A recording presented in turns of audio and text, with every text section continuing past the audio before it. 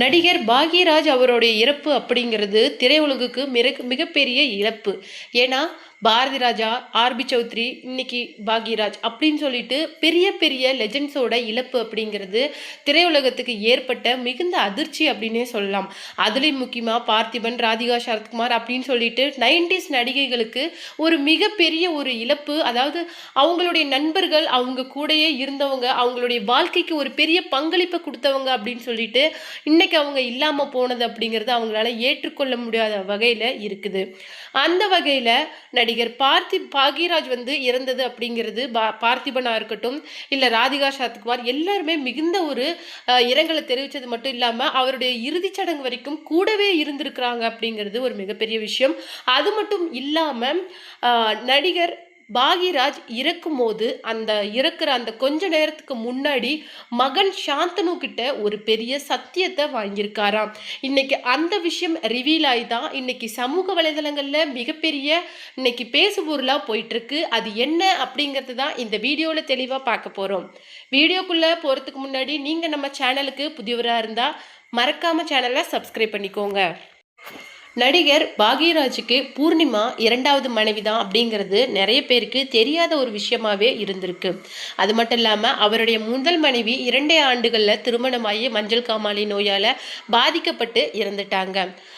நடிகர் பாக்யராஜுக்கு பூர்ணிமா பாக்யராஜ் இவங்க 2 பேருக்கும் மகள் அப்படின்னு சொல்லிட்டு 2 பேர் இருக்கிறாங்க.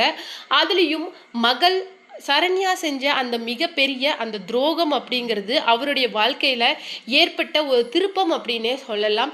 ஏன்னா அவங்க பிறக்கும் போது ஒரு சின்ன விஷயத்த மனசுக்குள்ளே நினச்சி ஒரு லெட்டராக எழுதியிருக்காரு. அது என்ன அப்படின்னு சொல்லிட்டு பார்த்தீங்கன்னா, இந்த உலகத்தில் என்னுடைய மகளை தவிர எதுவுமே அழகு கிடையாது, அழகுனா அது என் பொண்ணு தான் அப்படின்னு சொல்லிட்டு எழுதியிருந்தாராம். அதுக்கப்புறமேல அவங்க வளர வளர அவங்களுடைய சின்ன சின்ன விஷயங்களை அவங்க பண்ணுறதெல்லாம் பார்த்து ரொம்ப அட்மையர் ஆயிருக்காரு அப்படின்னு சொல்லிட்டு நிறைய இடத்துல மென்ஷன் பண்ணியிருக்காரு. அது மட்டும் இல்லாமல் இப்போ ரீசெண்டாக அவருக்கு 50 வருடத்தை நிறைவு செஞ்சதுக்காக விழா எடுத்தப்போ கூட என்னுடைய வாழ்க்கைக்கு என்னுடைய மகள் மிகப்பெரிய பொக்கிஷம் அப்படின்னு கூட சொல்லியிருந்திருக்காரு. ஆனால் அப்பேற்பட்ட மகள் இன்னைக்கு அப்பா அம்மாவை தூக்கி எறிஞ்சிட்டு செஞ்ச அந்த துரோகத்தை அவரால் ஏற்றுக்க முடியல. அது மட்டும் கிடையாது, அவரு மாரடைப்பால இறந்துட்டாரு அப்படிங்கிற விஷயம் பலருக்கும் தெரியும். ஆனா அதுக்கு என்ன ஒரு முக்கியமான காரணமா இருந்திருக்கும் அப்படின்னு பார்த்தீங்கன்னா, குஷ்புவோட மகள் திருமணத்துல அவர் எடுத்துக்கிட்ட அந்த மது, மாமிசம் அப்படிங்கிற அதிகப்படியான உணவு, அது மட்டும் இல்லாம பாரதி ராஜா அவருடைய குருவோட இழப்பு, இந்த 2மே அவருக்கு இப்போ மாரடைப்பு திடீர்னு ஏற்படுறதுக்கு மிகப்பெரிய ஒரு முக்கிய காரணமா இருக்குது. அது மட்டும் இல்லாம தான் சாக போறோம் அப்படிங்கிறத அவர் முன்னையே அனுமானிச்சு மகன்கிட்ட தனிமையில் 5 நிமிஷம் பேசியிருக்காரு. அது என்ன அப்படின்னு பார்த்தீங்கன்னா, என்னுடைய மனைவி மற்றும் மகளை என்னுடைய இடத்துல இருந்து இதுக்கு மேலே நீ தான் பார்த்துக்கணும்.